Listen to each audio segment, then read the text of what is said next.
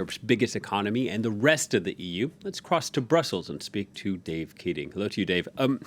What more do we know about the details of this plan in Germany? Well, German Chancellor Olaf Scholz announced this plan this morning. This came after all-night talks with his coalition partners, the Greens and the Liberals.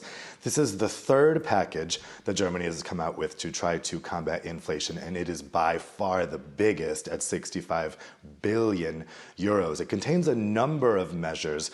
For instance, Chancellor Scholz talked about a windfall tax on energy giants that would then be used to help consumers pay their energy bills.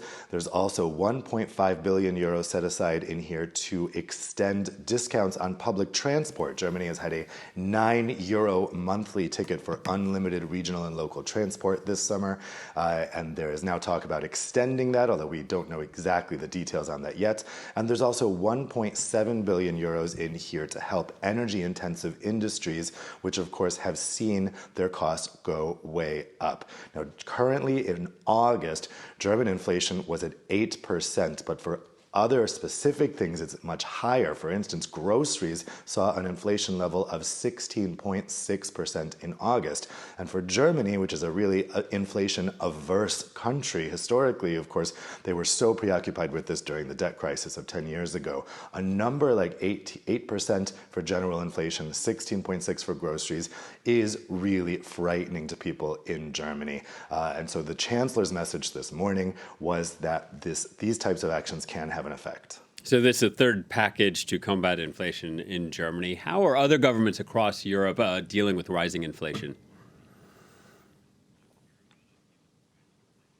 Across the Eurozone, inflation in August hit 9.1%. That's a record, but it's really variant. I mean, some countries are seeing enormous inflation right now. For instance, Estonia is seeing 25% inflation.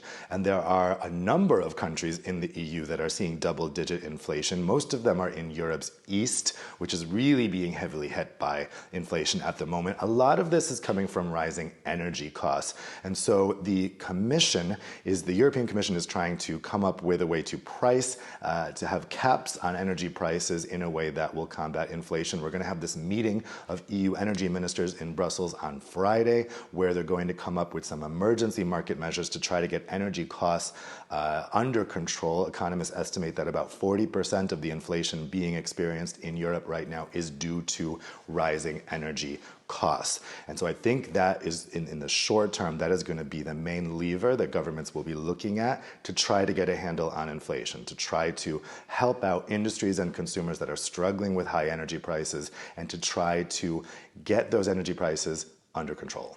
All right, Dave, thank you very much. Dave Keating reporting from Brussels. Well, with daily life getting more and more